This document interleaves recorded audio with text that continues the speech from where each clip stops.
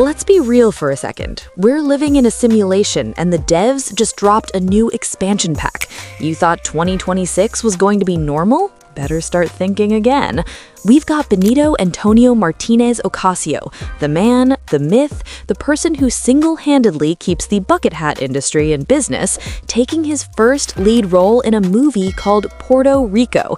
And no, it's not a rom-com where he plays a sensitive gardener who falls for a girl from the city. It's a historical drama, a period piece, with Viggo Mortensen, Edward Norton, Javier Bardem.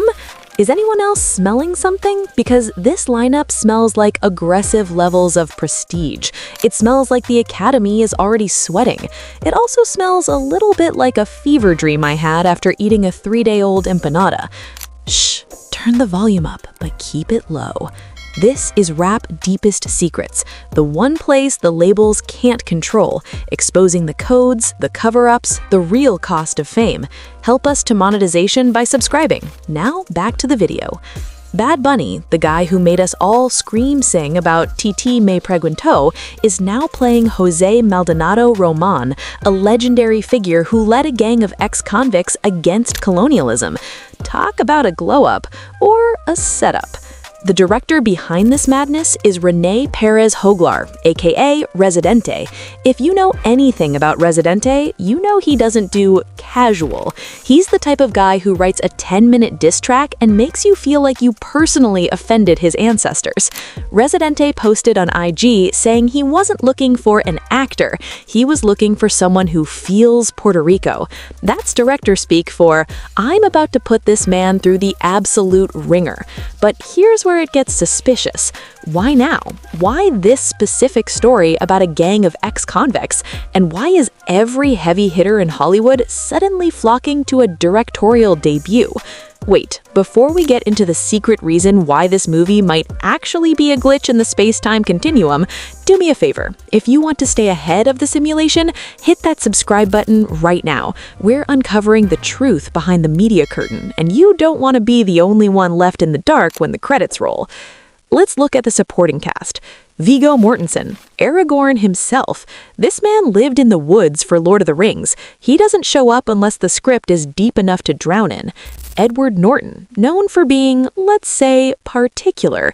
He's the guy who rewrites scripts in his trailer because he thinks he's smarter than the writer, and usually is.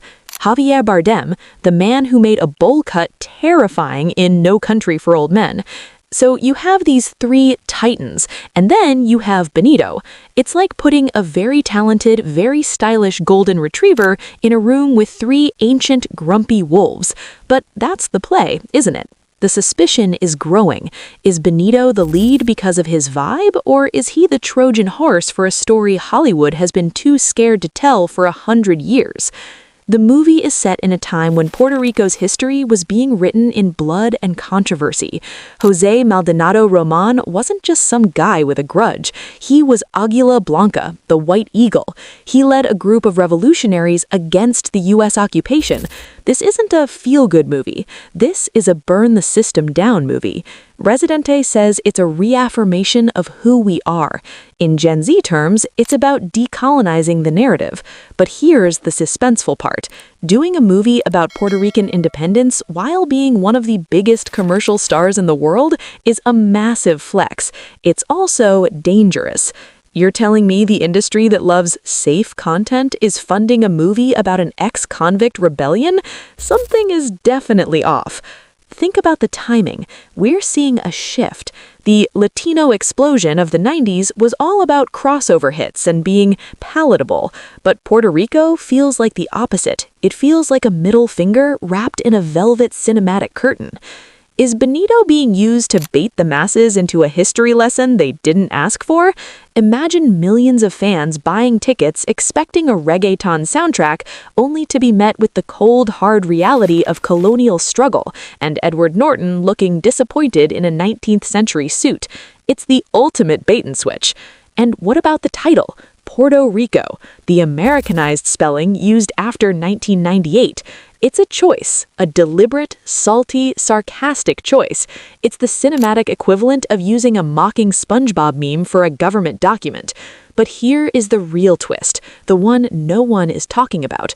Everyone is focused on whether Benito can act. They're wondering if he can keep up with Bardem. But what if the movie isn't about the past at all? Look at the state of the world in 2026. Look at the protests, the economic shifts, the eat the rich energy. Residente isn't making a history documentary. He's making a mirror. The twist is that Benito isn't playing a character from the 1800s. He's playing a version of himself in a different timeline. The ex-convicts, they're not just characters. They represent the marginalized voices of today. The reason the English actors are there? To represent the very system that the movie is critiquing. It's not a movie. It's a manifesto disguised as a summer blockbuster. We've seen musicians try this before.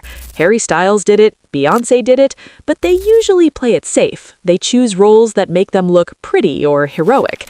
But Benito is choosing to play a man who was hunted by the law. He's choosing to be messy. He's choosing to work with a director who probably spends his weekends reading Marx and shouting at the ocean. The risk is astronomical. If he fails, he's just another celebrity vanity project. If he succeeds, he changes the blueprint for what a superstar is allowed to do. He goes from being a content creator to a culture shifter. The suspense is killing me because we won't know until that first trailer drops. Will we see Benito or will we see Aguila Blanca? In a world full of AI-generated vibes and soulless sequels, Puerto Rico feels like a glitch. It feels too raw, too political, and too star-studded to be real. It's either going to be the greatest cinematic achievement of the decade, or it's going to be a beautiful, chaotic mess that we'll be talking about for the next 50 years. Either way, Benito has already won. He's got Viggo Mortensen in a movie about Puerto Rican revolution. That alone is a main character energy move that we have to respect. So, are you ready for the revolution, or are you just here for the popcorn?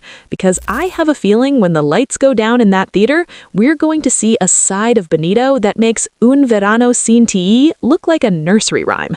If you enjoyed this deep dive into the simulation, make sure you subscribe to the channel. I'll be tracking every leak, every trailer, and every suspicious IG post from Residente until this movie drops. Don't be the one to miss the twist. Subscribe now, stay suspicious, and I'll see you in the next one.